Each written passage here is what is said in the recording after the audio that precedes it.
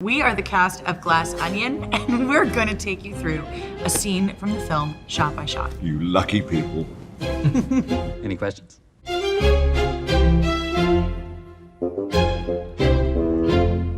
If anyone can name the killer, tell me how they achieved the murder, and most importantly, what was the motive, that person wins our game.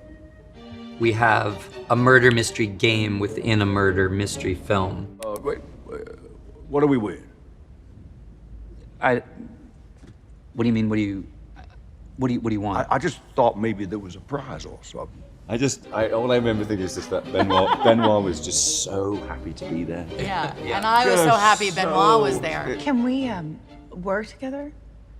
Only one person can solve the crime, so if you got a theory, keep it close to your chest. Oh. Every moment I would just flirt with Benoit. Yeah. It was like,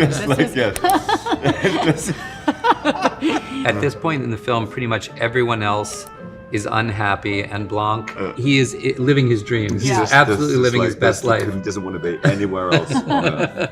Have we started already? Is it? Well, the murder hasn't happened. Oh, okay. But yeah, why not? As Watson said to Holmes, It was Bertie who planted a remote device on a crossbow in revenge for you stealing her signature red diamond. It's just a delight to get given these lines and also to be in a room with this group of people. I just remember having lots of fun, lots and lots and lots of fun. Sometimes when you read a script, a good script might give you a feeling like, oh, I can't wait to see that bit done. And when Blanc cuts in and calls the shot, I laughed out loud when I read it, and I was waiting and waiting for us to get to it. Look at the seat arrangement. It triangulates, Bertie, just perfectly with that thing, which is loaded with a dummy bolt, aimed directly at Mr. Braun.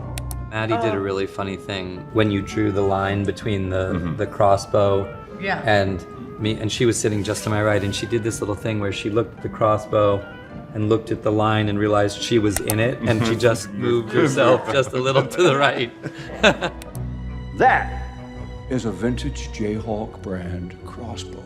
I loved watching everybody's reactions. I remember looking at Catherine, like her head was like, I couldn't stop laughing. Catherine was one of the hardest people to keep a straight face. I remember Bautista too, because he was so in his own world in that moment because of other dynamics happening at the table, that he wasn't even But God, it's funny. concerned with what was happening with Benoit.